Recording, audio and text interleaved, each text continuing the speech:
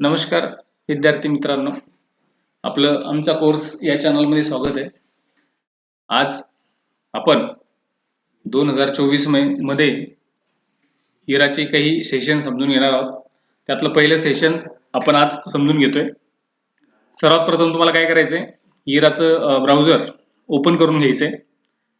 इथे user name आणि password जो तुम्हाला मिळालेला असेल, जसं की आता मी इथे युजर नेम टाकलाय, पासवर्ड टाकतोय. लॉग इन टॅबवरती तुम्हाला क्लिक करायचंय. रिझ्यूम लर्निंग वरती क्लिक करायचंय. पहिल्या नंबरच्या सेशनला आपण जातोय. सेशन नंबर 1 या ठिकाणी आपल्याला दिसतंय. भाषा आपण चेंज करून घेतोय. यामध्ये आपल्याला लॅब आवर सॉल्व्ह केल्याच्या नंतर मार्क्स मिळतात. आपलं स्कोर त्या ठिकाणी जनरेट होत असतो. त्यातला पहिला ऑप्शन आपण लॅब आवर मध्ये नॉलेज चेकचा घेतोय. तर नॉलेज चेक आणि सेशन कम्प्लिशन असे दोन भाग आपल्याला आता बघायचे. त्यातलं पहिलं नॉलेज चेक आपण घेतोय. नॉलेज चेक घेताना आपण इथं स्टार्ट एक्झाम बटनावरती क्लिक करतोय. यामध्ये काही क्वेश्चन्स असतात, आपलं नॉलेज चेक करत असतात ते. त्यातला पहिला प्रश्न असा आहे, लॅपटॉप मध्ये खालील बटनापैकी कोणतं पॉवर बटन असतं? हे इमेजला जर आपण ओपन केलं तर इथं हायलाइट केलेले पॉवर बटन म्हणजे पहिल्या नंबरचं आन्सर आपल्याला द्यायचंय. सबमिट बटनावर क्लिक करायचंय. रोम हे कशाचे संक्षिप्त रूप आहे? तर रीड ओनली मेमरीचं संक्षिप्त रूप आहे. म्हणजे थर्ड नंबरचं ऑप्शन आपल्याला निवडायचं आहे. पासवर्ड टाईप केल्यानंतर तुम्ही कीबोर्डवरील कोणतं बटन दाबाल? तर पहिल्या नंबरच्या इमेजला जर आपण ओपन करून बघितलं तर इंटरला हायलाइट केलेलं आहे. तर पॉवर बटन सेट करण्यासाठी आपण इंटर बटन प्रेस करत असतो. पहिल्या नंबरचं उत्तर आपल्याला द्यायचंय. सबमिट बटनावर क्लिक करायचंय. तुमच्या मित्रांना तुम्हाला तुमचा इंटरनेटचा डेटा त्याच्याशी शेअर करण्यास जर सांगितलेला असेल आणि इंटरनेट डेटा शेअर करण्यासाठी तुम्ही कोणता पर्याय त्या ठिकाणी मोबाईल मधला निवडत असता, तरी मोबाईलची स्क्रीन दिलेली त्याच्यावरती आपण क्लिक केलं तर यामध्ये हॉटस्पॉट नावाचा एक ऑप्शन आपल्याला दिसतो. आपल्याला सगळ्या गोष्टी माहिती आहे. तर आपण हॉटस्पॉटला जर बघितलं तर सी ला हायलाइट केलेलं आहे. म्हणजे सी पर्याय आपल्याला या ठिकाणी निवडायचा आहे. सबमिट टॅबवरती आपल्याला क्लिक करायचं आहे.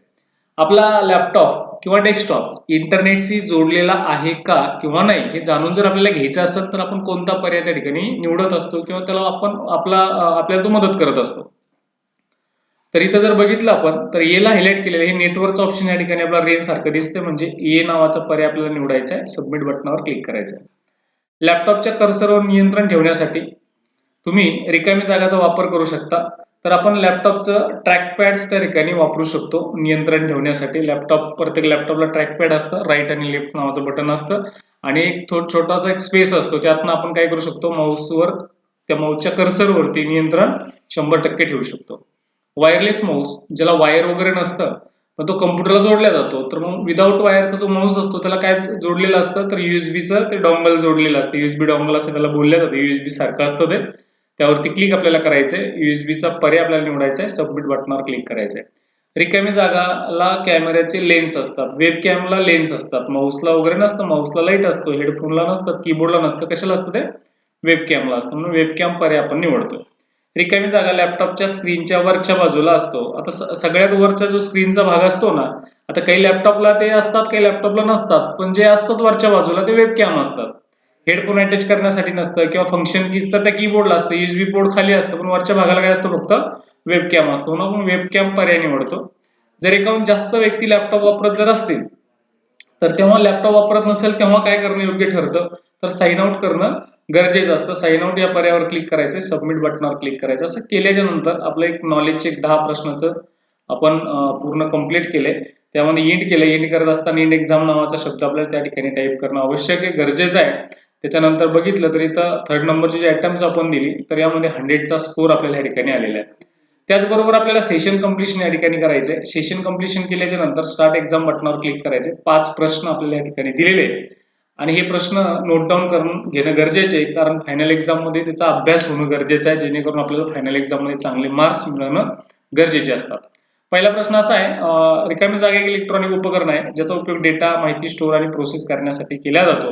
याचं उत्तर आहे कम्प्युटर. कम्प्युटरवरती क्लिक करायचंय.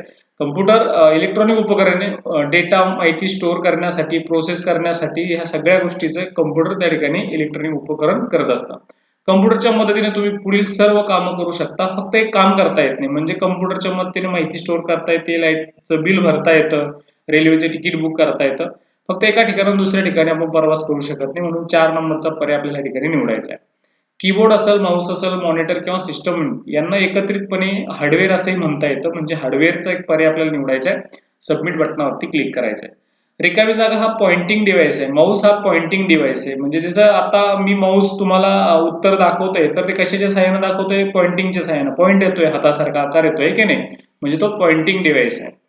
कम्प्युटरच्या अंतर्गत गरजाचे व्यवस्थापन करणारे हे सिस्टम सॉफ्टवेअर बॅकग्राऊंड सॉफ्टवेअर आहे. म्हणजे आपल्याला या ठिकाणी जो पर्याय निवडायचा आहे तो सिस्टम सॉफ्टवेअरचा पर्याय निवडायचा आहे. अशा पद्धतीनं आपण सेशन कम्प्लिशन पण पूर्ण केलंय. म्हणजे 1 नंबरचं सेशन अशा पद्धतीनं आपलं पूर्ण झालंय. आता 1 नंबरचं सेशन तुम्हाला अगदी व्यवस्थित समजलेलं असेल. Okay, thank you.